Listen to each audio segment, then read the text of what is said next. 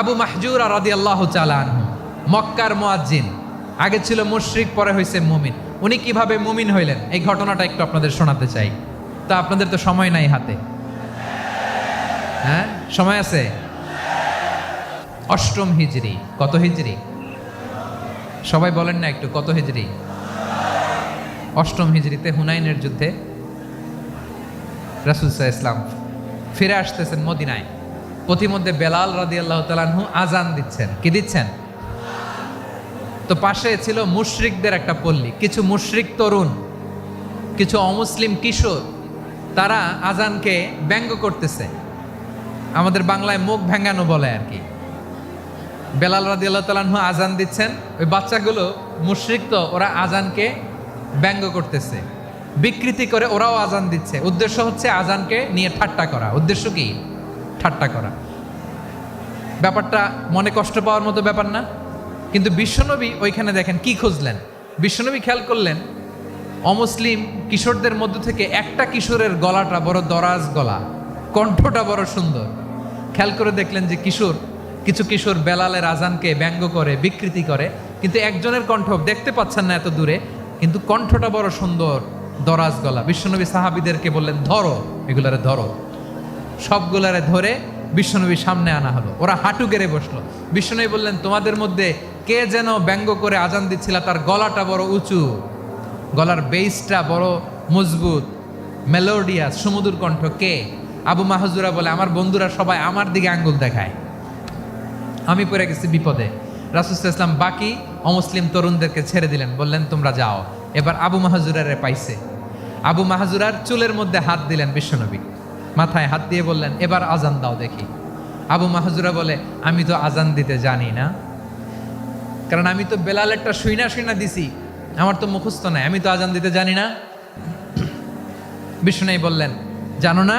তাহলে আসো, আমি তোমারে শিখাই দেই। সুবহানাল্লাহ পড়েন।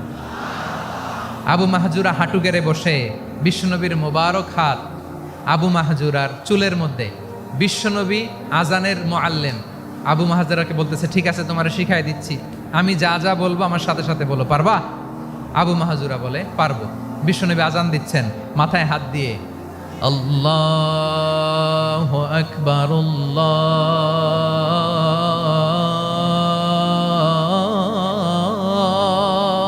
আকবার। আবু মাহজুরা এই বাক্যটা পড়লেন। বিশ্বনবী দ্বিতীয় বাক্য পড়তে আরম্ভ করলেন, আল্লাহু আকবার,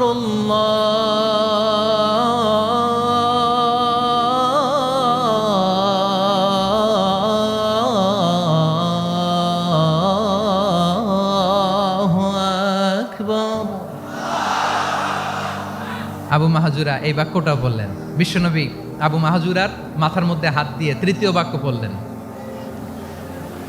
আশহাদু আল্লা ইলাহা ইল্লাল্লাহ,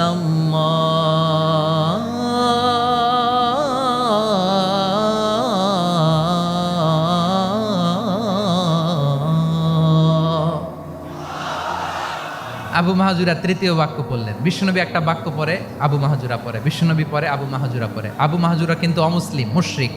আবু মাহজুরা বলে, এক একটা বাক্য পড়ি আমার কলিজাটা গলে ঠান্ডা হয়ে যায়। এতদিন মোহাম্মদকে গালি দিতাম, এখন মোহাম্মদ আমার মাথায় যখন হাত রাখছে আমার সারা শরীর ঠান্ডা হয়ে গেছে। বিশ্বনবী আজান শিখাচ্ছেন, একটা একটা বাক্য পড়ে আবু মাহজুরাও পড়ে, বিশ্বনবী পড়ে, আবু মাহজুরাও পড়ে। পুরো বাক্যগুলো যখন শেষ, আজান শেষ, আবু মাহজুরাও যখন পুরো আজান পড়লেন, আবু মাহজুরা বললেন, এতদিন মোহাম্মদের চেহারা দেখলে আমার ঘৃণা লাগতো, আজ থেকে মোহাম্মদের চেহারার চেয়ে প্রিয় চেহারা আমার কাছে নাই। আবু মাহজুরা বললেন, ও মুহাম্মদ, আজানের বাক্য তো আপনি আমারে শেখালেন, এখানেই শেষ করবেন না, আপনি আমারে পড়ায় দেন, লা ইলাহা ইল্লাল্লাহু মুহাম্মাদুর রাসূলুল্লাহ সাল্লাল্লাহু আলাইহি ওয়াসাল্লাম। বিশ্বনবীর সাথে দাঁড়িয়ে উনি শাহাদা পড়ে মুসলমান হয়ে গেলেন। এবার আবু মাহজুরা বলে, ইয়া রাসূলুল্লাহ, ইয়া হাবিবাল্লাহ, আমি মুমিন হয়েছি, মুসলমান হয়েছি,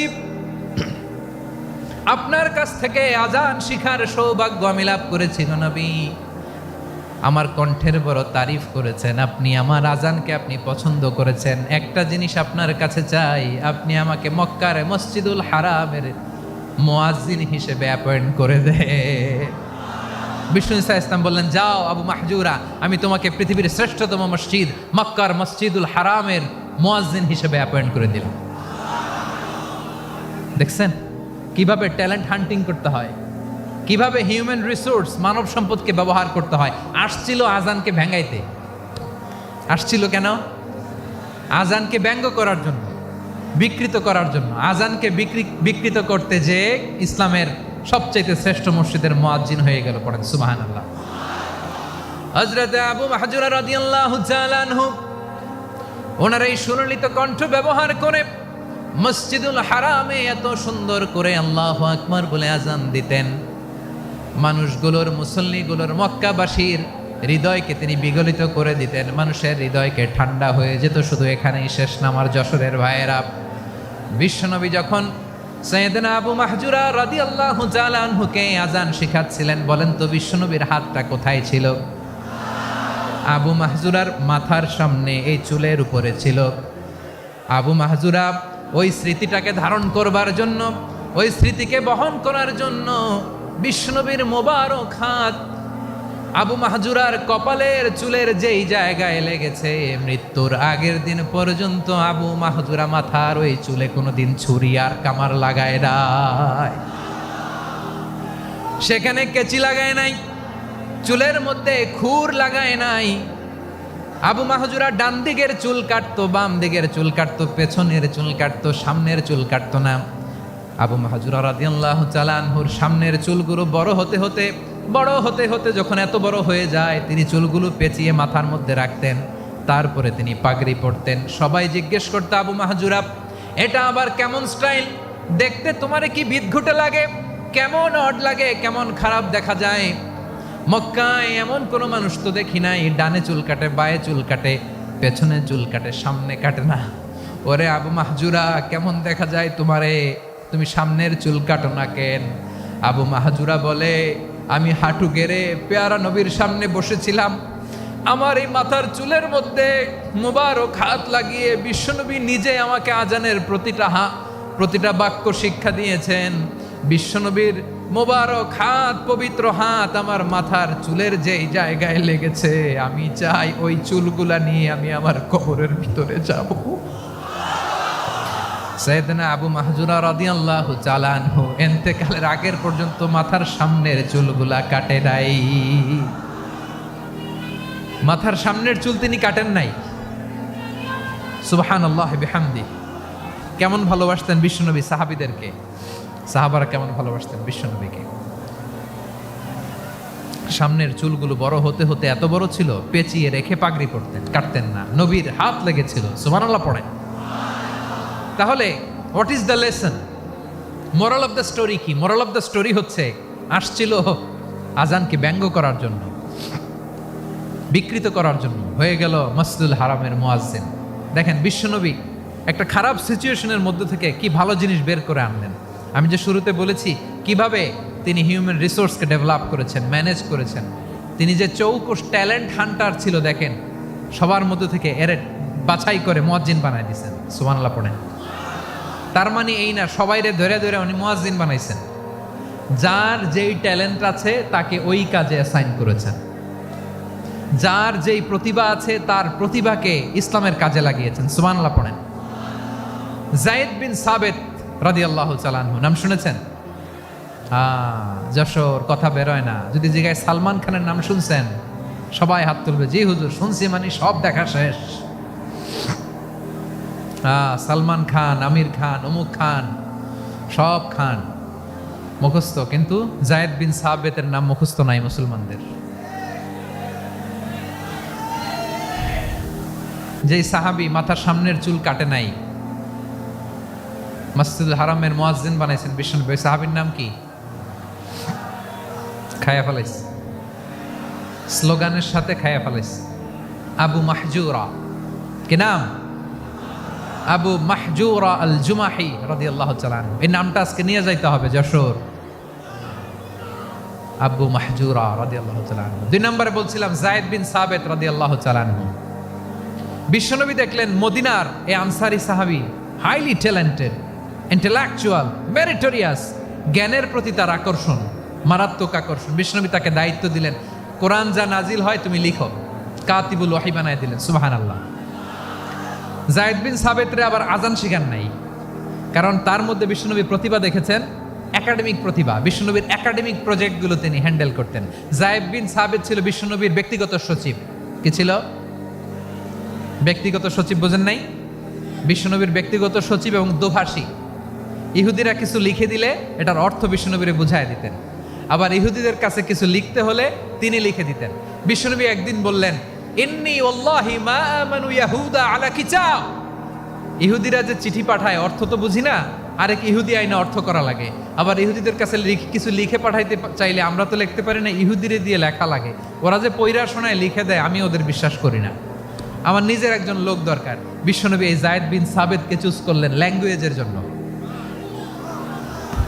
উনি বললেন, যায়েদ, তোমার সফট স্কিলকে ডেভেলপ করতে হবে, তুমি হিব্রু ল্যাঙ্গুয়েজ শিখে ফেলো। যায়েদ বিন সাবিত বলল, বিশ্বনবীর মোটিভেশন আর ইন্সপিরেশন পেয়ে আমি 15 দিনে ইহুদিদের এই হিব্রু ল্যাঙ্গুয়েজ শিখে ফেললাম। শুধু শিখে ফেললাম না, হাত্তা হাদিকতু, even I became master in the language.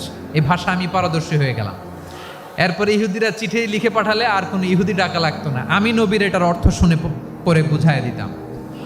আবার ইহুদিদের কাছে চিঠি লেখা লাগলে আমি যায়েদ বিন সাবিত চিঠি লিখে দিতাম। সুবহানাল্লাহ।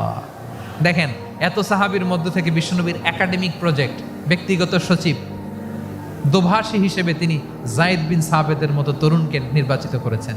কেমন ট্যালেন্ট হান্টার ছিল আমার নবী! সুবহানাল্লাহ পড়বেন না?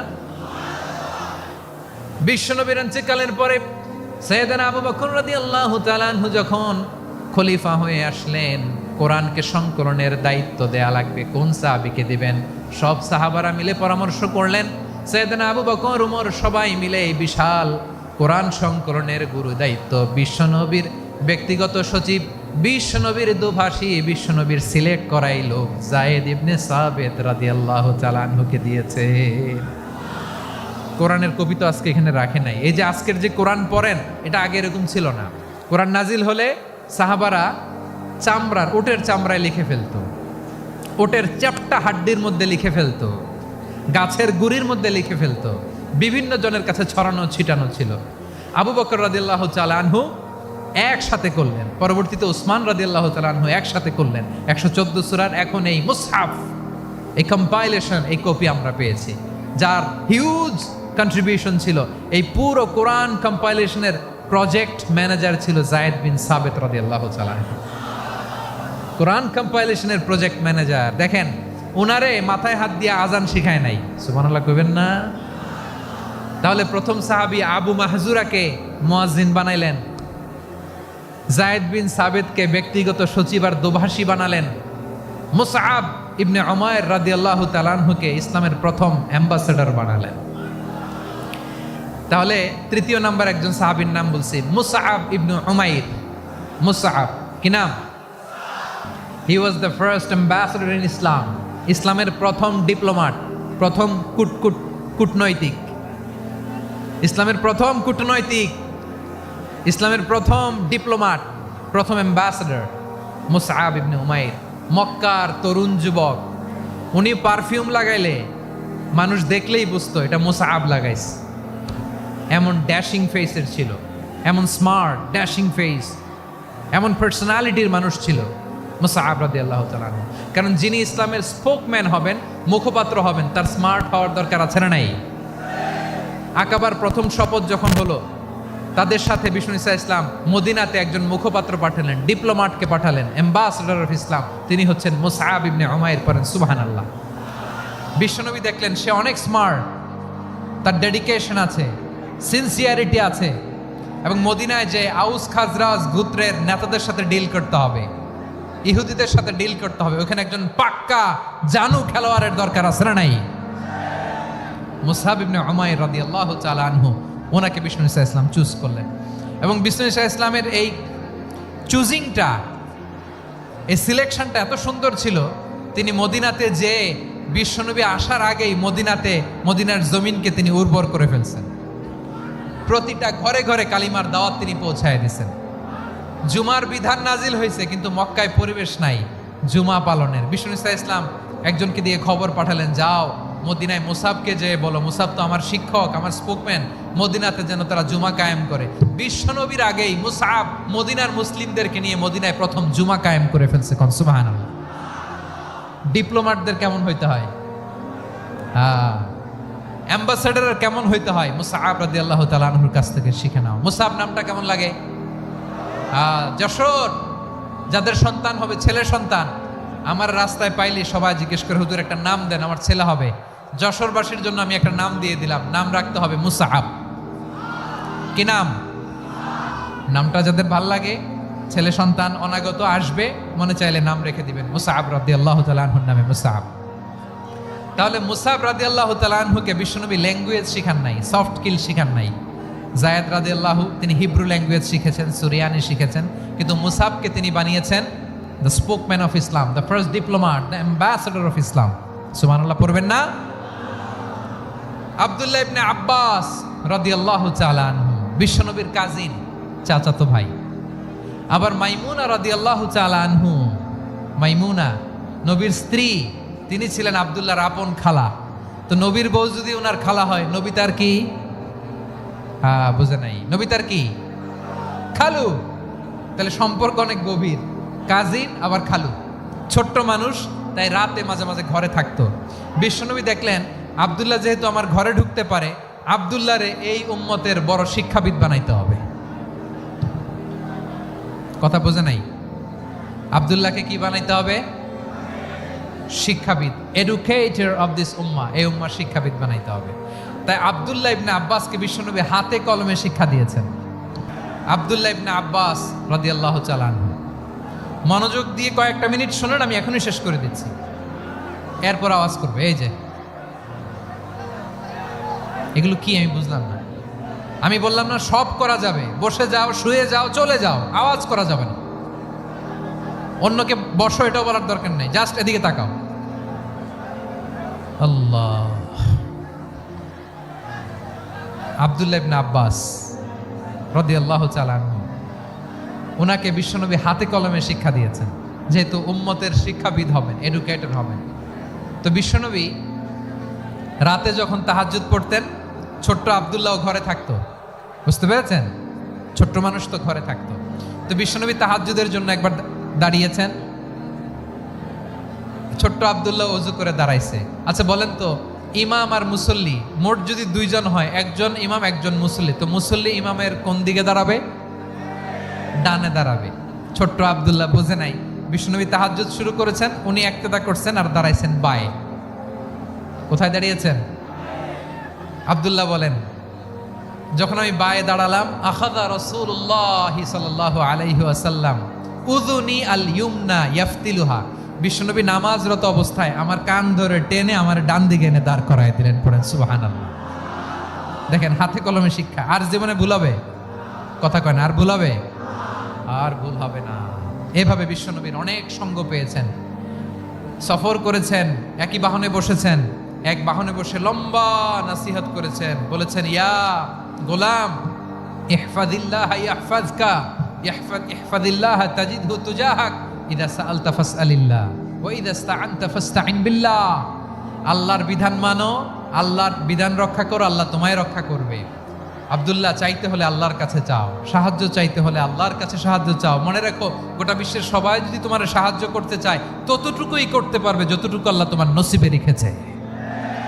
গোটা বিশ্ব যদি তোমার বিরুদ্ধে ষড়যন্ত্রে দাঁড়িয়ে যায়, ক্ষতি ততটুকু করতে পারবে যতটুকু তোমার জন্য বরাদ্দ আছে, এর বাইরে কিছু করতে পারবে না। আওয়াজ করে বলেন ঠিক কিনা? এভাবে হাতে কলমে শিখিয়েছেন, বিশ্বনবীর সঙ্গ পেয়েছেন। ওনাকে বিষ্ণু ইসলাম শিক্ষাবিদ, এডুকেটর অফ দিস উম্মাহ হিসেবে সিলেক্ট করেছেন, হাতে কলমে শিখিয়েছেন। বিশ্বনবী একবার প্রকৃতির ডাকে সাড়া দিয়ে এসেছেন। এখন কি করতে হবে? নামাজের জন্য ওযু করতে হবে।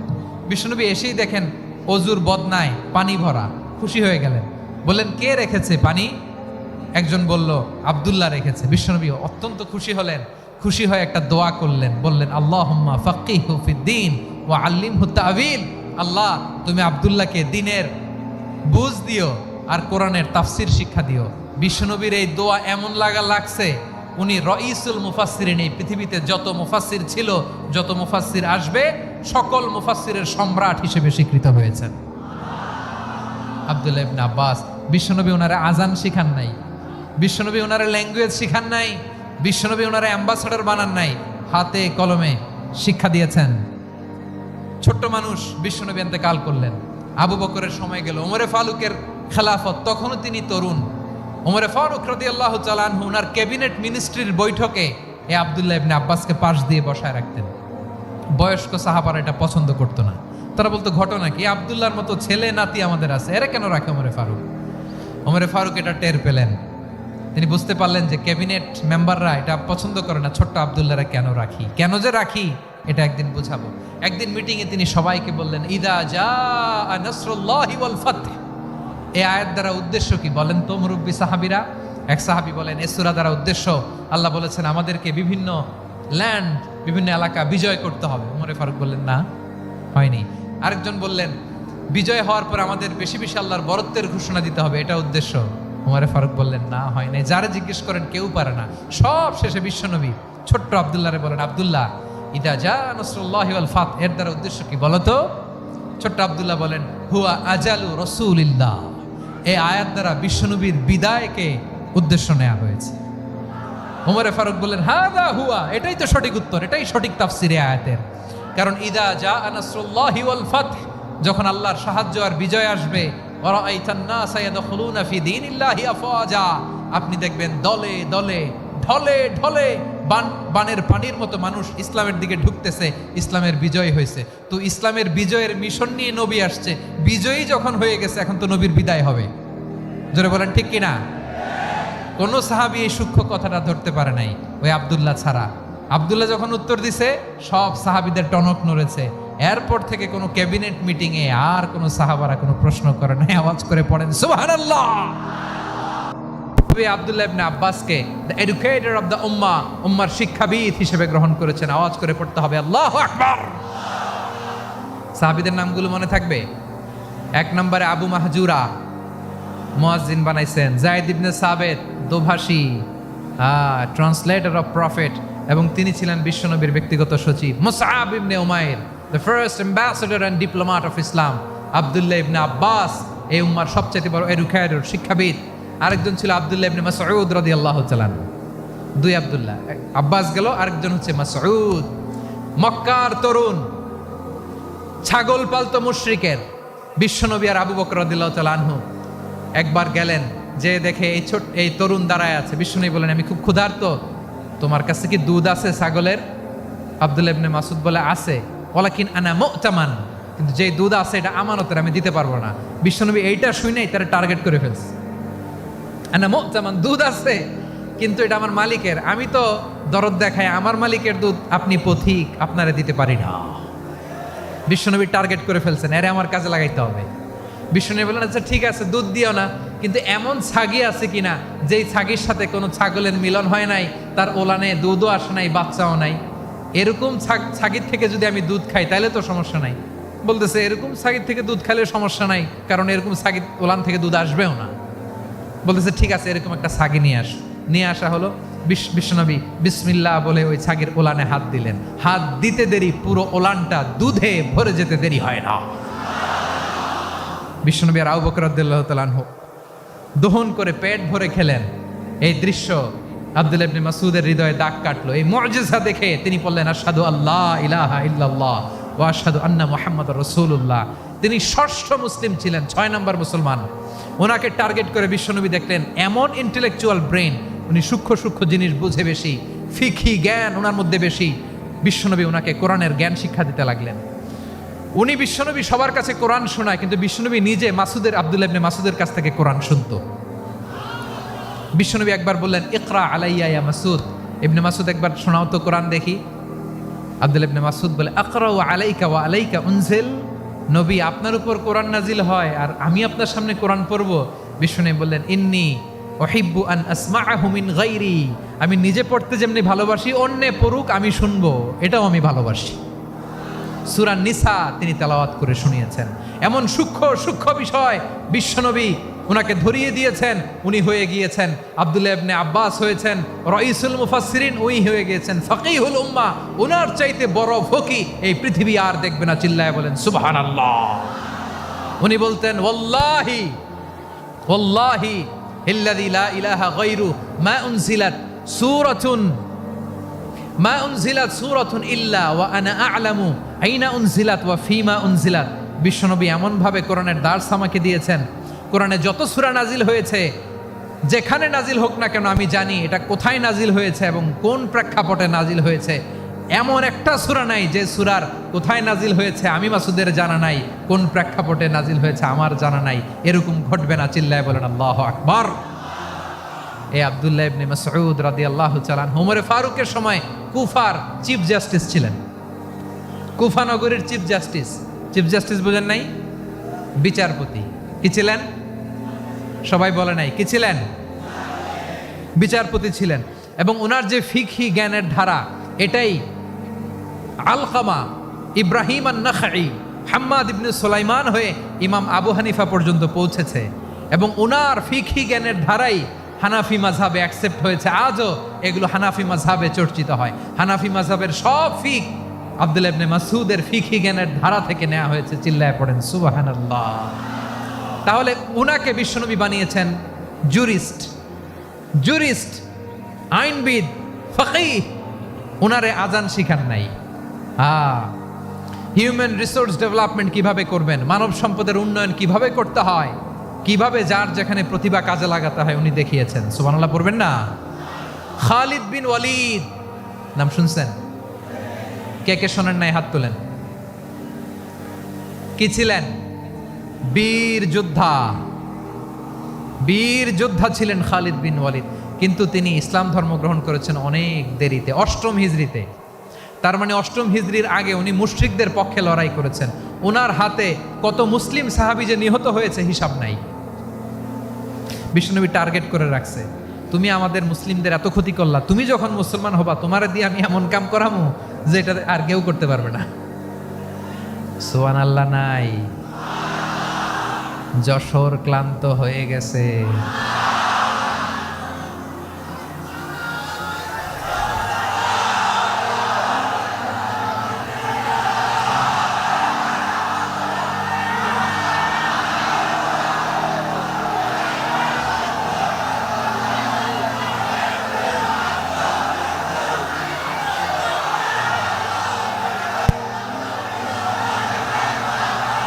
মাশাআল্লাহ, বসুন বসুন বসুন।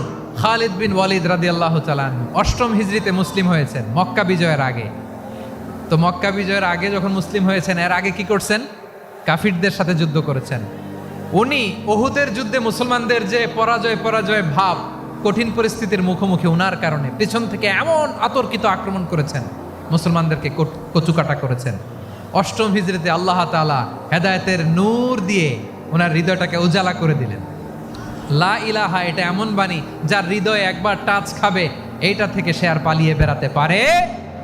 ঝিনুকের ভেতর লুকিয়ে থাকে যেমন মতি, ঝিনুকের ভেতর লুকিয়ে থাকে যেমন মতি, কলমা শাহাদাতে আছে আল্লাহর জ্যোতি, কলমা শাহাদাতে আছে আল্লাহর জ্যোতি।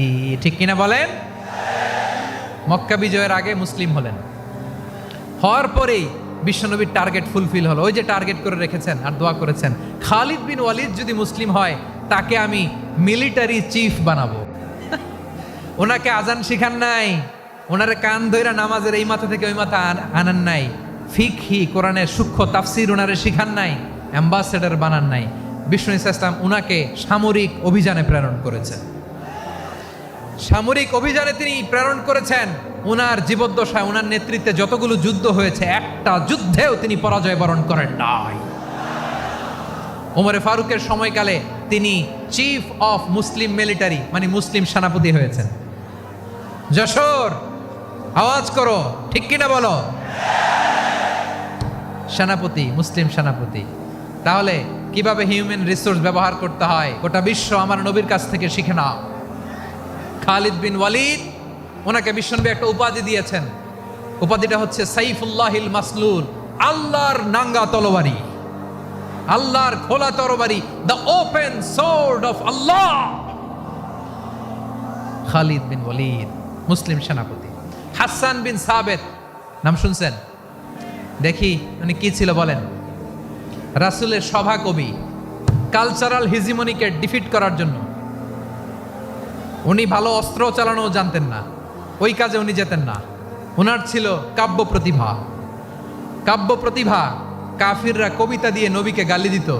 বিশ্বনবী বলতেন, ইয়া হাসান আজিব আন রাসূলিল্লাহ, তুমি নবীর হয়ে কাফেরদের এই কথাগুলোর জবাব দাও। বিশ্বনবীর একটা মিম্বার ছিল। বিশ্বনবীর মিম্বারের পাশাপাশি মসজিদে নববীতে এই হাসান বিন সাবেতের জন্য বিশ্বনবী একটা স্পেশাল মিম্বার বানিয়ে দিয়েছেন। এখান থেকে তুমি জবাব দাও। এবং বিশ্বনবী বলেছেন, আল্লাহুম্মা আইয়িদহু বিরূহিল কুদুস। আল্লাহ, হাসান আমার পক্ষে জবাব দেয়, তুমি জিব্রাইল মারফত তাকে সাহায্য পাঠাইয়া দিও। রাসূল সাল্লাল্লাহু আলাইহি ওয়াসাল্লামের সভা কবি, the poet of the prophet, নবীর কবি। উনি কবিতা দিয়ে, এমন উচ্চাঙ্গের ভাষায় কবিতা দিয়ে তিনি জবাব দিতেন, কাফিরদের গা শিহরে যেত, তাদের হৃদয়ে আগুন ধরে যেত। তাহলে এরকম কবিরও দরকার আছে না নাই? এখন যাকে আল্লাহ দিছে কাব্য প্রতিভা, এরা যদি আপনি যুদ্ধের ময়দানে পাঠান হবে? যারে দিছে সুরেলা গলা, এরা যদি অ্যাম্বাসেডর বানান হবে না। হাসান বিন সাবেত ছিলেন বিশ্বনবী সাল্লাল্লাহু আলাইহি ওয়াসাল্লামের কবি। হুযায়ফা ইবনুল ইয়ামান বিশ্বনবীর গোয়েন্দা বিভাগের প্রধান। কিসের প্রধান? হুযায়ফা ইবনুল ইয়ামান। ওনার ছিল ডিটেকটিভ মাইন্ড, ডিটেকটিভ মাইন্ড, গোয়েন্দা বিভাগের প্রধান। এবং উনি হচ্ছেন সাহিবু সিররি রাসূলিল্লাহ, রাসূল সাল্লাল্লাহু আলাইহি ওয়াসাল্লামের গোপন তথ্যের ধারক বাহক। নবীর যেই কথা কেউ জানে না, সব হুযায়ফার পেটের ভিতরে ছিল। সুবহানাল্লাহ পড়েন। মদিনার যত ইহুদিদের একটা লিস্ট ছিল, এই লিস্ট শুধু দুইজন জানতো, বিশ্বনবী আর হুযায়ফা। সুবহানাল্লাহ পড়বেন না? তাহলে উনাকে কোন দায়িত্ব দিছে? কোন বিভাগ? যশোর, আওয়াজ করো, কোন বিভাগ? গোয়েন্দা বিভাগের হেড ছিল। খন্দকের যুদ্ধে প্রচন্ড আজকের মতো শৈত্য প্রবাহ, মাটি খনন করতে করতে সাহাবীদের পেটে ক্ষুধা নাই, দাঁড়াইতে পারে না নামাজের জন্য, এত ক্লান্ত, ক্ষুধা, ক্লান্ত, শ্রান্ত। বিশ্বনবী বললেন, কে আছো? এই কঠিন শীত, এই ভয় আর ক্ষুধার মধ্যেও খন্দকের পরীক্ষার টপকে শত্রুর শিবিরে যে আমাকে তথ্য দিবা, কে আছো? কারো গায়ে শক্তিই নাই যে দাঁড়াবে, কেউ দাঁড়ায় না। বিশ্বনবী তখন নিজে হুযায়ফাকে ডাক দিলেন, হুযায়ফা, যে আমাকে আজকে শত্রু শিবিরের তথ্য এনে দিবে, সে জান্নাতে আমার মোরাফাকা, আমার সঙ্গী হবে। হুযায়ফা রাদিয়াল্লাহু ইবনুল ইয়ামান জীবনের ঝুঁকি নিয়ে এই ক্ষুধা, শৈত্য প্রবাহ, কোল্ড ওয়েভসকে উপেক্ষা করে পরীক্ষা টপকে শত্রু শিবিরে যে সবার কথাগুলো চুপে চুপে শুনে বিশ্বনবীর দরবারে এসে গোয়েন্দাদের মতো তথ্য সরবরাহ করেছেন। বিশ্বনবীর গোয়েন্দা বিভাগের প্রধান হুযায়ফা ইবনুল ইয়ামান ইন্টেলিজেন্স বিভাগ চালাতেন। মুনাফিকদের নাম ওনার কাছে ছিল। মুআয ইবনে জাবাল মদিনা রাষ্ট্রের সবচেয়ে সিনিয়র আমলা ছিলেন। আমলাতন্ত্র চিনেন তো? প্রশাসনিক কাজ যারা চালায়, অ্যাডমিনিস্ট্রেশন বোঝেন না? The department of administration. মদিনার রাষ্ট্রের সিনিয়র আমলা মুআয ইবনে জাবাল মুতাখাসসিসুন ফিল হালাল ওয়াল হারাম, হালাল হারামের স্পেশালিস্ট ছিলেন। বিশ্বনবী উনাকে ইয়ামানের গভর্নর করে পাঠাইছেন। বলেছেন, ইন্নাকা তা'তি কওমান আহলা কিতাব, এমন গোষ্ঠীর কাছে যাবা এরা ইহুদি নাসারা, আগে শাহাদা পড়লে এরপরে নামাজের দাওয়াত দিও, নামাজ পড়লে যাকাতের দাওয়াত দিও। গভর্নরের অ্যাটিটিউড যেমন থাকে তেমন অ্যাটিটিউড ধরে রেখো। সুবহানাল্লাহ পড়েন। তাহলে মুআয ইবনে জাবালকে দিয়ে বিশ্বনবী কবিতা লেখায় নাই, চিঠি লেখায় নাই, আজান দেওয়ায় নাই। সুবহানাল্লাহ পড়বেন না? সব শেষ সাহাবী বলি আবু হুরায়রা রাদিয়াল্লাহু তাআলা, নাম শুনছেন? বিড়ালের বাবা। কি করতেন? খালি হাদিস মুখস্থ করতেন। উনি বলতেন, আলজামু রাসূলুল্লাহ আলা মিল ইবাতনি, আমার শুধু পেটের ক্ষুধার বন্দোবস্ত হইলে আমি নবীর সঙ্গ ছাড়তাম না।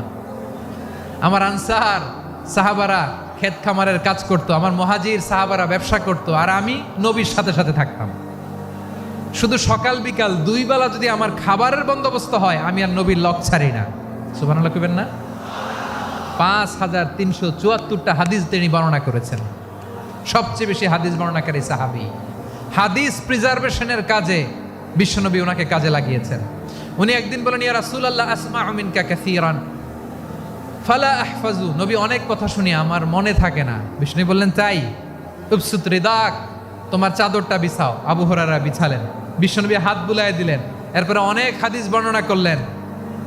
আবু হুরায়রা বলে, তারপর থেকে বিশ্বনবী যাই বর্ণনা করে আমি শুনি আর একটাও ভুলি না। এখন সুবহানাল্লাহ। বিশ্বনবী ওনাকে হাদিস প্রিজার্ভেশন, নবীর এই যে লক্ষ্য হাদিস প্রিজার্ভেশনের এই দায়িত্ব দিয়েছেন সাইয়েদনা আবু হুরায়রা রাদিয়াল্লাহু তাআলা আনহুকে। প্রিয় ভাইরা, তাহলে 10 জন সাহাবীর কথা যে বললাম, আপনারা কি খেয়াল করেছেন কত বড় ট্যালেন্ট হান্টার, চৌকস ট্যালেন্ট হান্টার ছিল আমার নবী। এক একজনের এক এক ট্যালেন্ট, এক এক কাজে অ্যাসাইন করেছেন, এক একজনকে এক এক দায়িত্ব দিয়েছেন, এক একজনের প্রতিভাকে এক একভাবে বিকশিত হওয়ার সুযোগ দিয়েছেন। আওয়াজ করে বলেন ঠিক কি না? এখন আমার পর্দার আড়ালে আমার মায়েরা বলবে, এতগুলো পুরুষ সাহাবীর কথা বললো, নারী সাহাবীরা কি কিছু করে নাই? হ্যাঁ, একজন নারী সাহাবীর কথা বলে মোনাজাত হবে, দোয়া ছাড়া কেউ যাব না। রুফাইদা আল আসলামিয়া রাদিয়াল্লাহু তাআলা আনহা, ওনার বাবার নাম সাআদ আল আসলামি। বিশ্বনবী কি খেয়াল করলেন দেখেন, সাআদ ছিল মদিনার বড় ডাক্তার। এই নারী সাহাবী রুফাইদা বাবার কাছ থেকে চিকিৎসা বিদ্যা শিখেছেন। যখন শিখছে, বিশ্বনবী দেখলেন আমার তো প্রতি সপ্তাহে সপ্তাহে যুদ্ধে আহত সাহাবীদের সেবা দিবে কে? বিশ্বনবী রুফাইদাকে বললেন, রুফাইদা তুমি মসজিদে নববীর পাশে একটা মেডিকেল ক্যাম্প করো। এই যে সাকিনা আদ্দিন মেডিকেলের আমার ছাত্রী বন্ধুরা, শুনে রাখো, তোমাদের আইকন হচ্ছে এই রুফাইদা আল আসলামিয়া। বিশ্বনবীর ডিরেকশন অনুযায়ী তিনি মসজিদে নববীর পাশে একটা মেডিকেল ক্যাম্প করলেন এবং আহত সাহাবাদের চিকিৎসা উনি ওনার টিম নিয়ে দিতেন। বিশ্বনবীর পরামর্শে উনি আনসারি এবং মুহাজির মহিলা সাহাবীদেরকে নিয়ে একটা স্পেশাল মেডিকেল টিম গঠন করলেন। খায়বার যুদ্ধে 7ম হিজরিতে যখন বিশ্বনবী যায়, উনি ওনার টিম নিয়ে আসলেন, বললেন, ইয়া রাসূলুল্লাহ আমরা তো তলোয়ার চালাতে পারি না, আমরা তো তীর মারতে পারি না, আপনি যদি অনুমতি দেন খায়বার অভিযানে আমি আমার টিম নিয়ে মেডিকেল টিমের সেবাটা সার্ভিসটা দিতে চাই। পড়েন সুবহানাল্লাহ। বিশ্বনবী অনুমতি দিলেন, যোদ্ধা সাহাবীদের সাথে রুফাইদা আল আসলামিয়া উনিও মেডিকেল টিম নিয়ে অগ্রসর হলেন। খায়বারের প্রতিটা আহত ইনজুর্ড সাহাবী যারা ইনজুরির শিকার হয়েছেন, সবাই রুফাইদা আল আসলামিয়ার এই মেডিকেল ক্যাম্প থেকে চিকিৎসা সহায়তা পেয়েছেন। সুবহানাল্লাহ পড়েন। দেখেন কিভাবে বিশ্বনবী ট্যালেন্ট বাছাই করতেন। আপনি অবাক হবেন, বাহরাইনের মেডিকেল ইউনিভার্সিটিতে রুফাইদা আল আসলামিয়া মেডিকেল প্রাইজ অ্যাওয়ার্ড প্রতি বছর দেয়া হয়। যদি 8 দিনের এই মেডিকেল, আমার বোনেরা যদি জেনে থাকো জানো, না হলে নতুন করে জানো, সার্চ দিও, রুফাইদা আল আসলামিয়া মেডিকেল অ্যাওয়ার্ড বাহরাইনের ইউনিভার্সিটিতে দেওয়া হয়। প্রিয় ভাইয়েরা, তাহলে আলোচনার সামারি আমরা করি। বিশ্বনবী যার যেখানে ট্যালেন্ট তাকে ওইখানে কাজে লাগাতেন। আওয়াজ করে বলেন ঠিক কিনা? এবার একটা ইন্টারভিউ হবে, আওয়াজ করে বলেন, আবু মাহজুরাকে বিশ্বনবী কি বানাইছেন? হ্যাঁ, ভুলে গেছেন? সামনের চুলে হাত দিয়ে বিশ্বনবী কি সুন্দর গলায় আজান শিখালেন। মুয়াজ্জিন যায়েদ বিন সাবিতকে একাডেমিক প্রজেক্টের দায়িত্ব দিয়েছেন, তিনি ছিলেন বিশ্বনবীর দোভাষী ব্যক্তিগত সচিব। Musab ibn Umair, the first ambassador of Islam. Abdullah ibn Abbas, উম্মার বড় শিক্ষাবিদ মুফাসসির। আব্দুল্লাহ ইবনে মাসউদ ছিলেন জুরিস্ট। কি ছিলেন? জুরিস্ট ছিলেন, এই উম্মার সবচেয়ে বড় জুরিস্ট। খালিদ বিন ওয়ালিদ, সেনাপ্রধান। হাসান বিন সাবিত ছিলেন বিশ্বনবীর সভাকবি। কি ছিলেন? বিশ্বনবীর সভাকবি ছিলেন। এরপরে হুযায়ফা ইবনুল ইয়ামান কি ছিলেন? গোয়েন্দা বিভাগের প্রধান। মুআয ইবনে জাবাল কি ছিলেন? সিনিয়র আমলা, ইয়ামানের গভর্নর। আবু হুরায়রা রাদিয়াল্লাহু তাআলা আনহু হাদিস প্রিজার্ভেশনের কাজ করেছেন। আর আমাদের রুফাইদা আল আসলামিয়া রাদিয়াল্লাহু তাআলা আনহা কি ছিলেন? নার্স ছিলেন। নার্স হয়ে মেডিকেল সেবা দিয়েছেন। প্রিয় ভাইয়েরা, পুরো আলোচনার যদি সামারি করি, তাহলে বিশ্বনবী যেভাবে হিউম্যান রিসোর্সকে ম্যানেজ করেছেন, যার যেখানে প্রতিভা কাজে লাগিয়েছেন, আমরাও যদি করি, আমাদের বাংলাদেশের চিত্র আমরা পাল্টে যেতে পারবো। আমরা শুরুতে শুনেছি মানুষের আছে অসীম সম্ভাবনা, প্রতিটা মানুষ অনন্য, যত্ন নিলে, যথাযথ পরিচর্যা করলে মানুষ বিশ্ব জয় করতে পারে, ঠিক কিনা? আমাদের হাফেজে কোরআনের সামনে দাঁড়াতে পারে এমন কোনো হাফেজে কোরআন আল্লাহর জমিনে জন্ম হয় নাই। গোটা বিশ্ব কাঁপিয়ে তারা সেরা, আমাদের ক্রিকেটাররা সেরা, আমাদের তৈরি পোশাক শিল্প সেরা। এরকম অনেক অনেক সেরা জিনিস আছে, আমরা এগুলোরে নার্চারিং করতে পারি নাই, পরিচর্যা করতে পারি নাই, সঠিক তারবিয়াতের অভাব। তাহলে মানুষের অসীম সম্ভাবনাকে কাজে লাগাতে হবে, ঠিক কিনা বলেন? ইউনুস গভর্নমেন্টকে আমি বলবো, অল্প সময়ের জন্য আপনারা এসেছেন, সংস্কারও করতে হবে, আবার নির্বাচনও করতে হবে। সব সংস্কার হয়তো করতে পারবেন না, যতটুকু পারবেন এর মধ্যে আমাদের যে হিউজ ম্যান পাওয়ার, আমাদের যে মানব সম্পদ, হিউম্যান রিসোর্স, এটাকে ডেভেলপ করে আপনাদের যেতে হবে। যেটা পারবেন না সেটাকে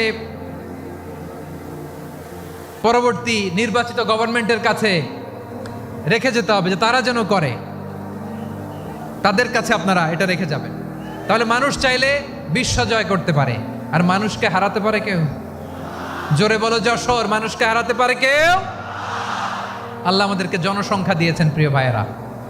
এই জনসংখ্যা অনেক বড় সম্পদ, এটা আমাদের জন্য অভিশাপ নয়, আশীর্বাদ।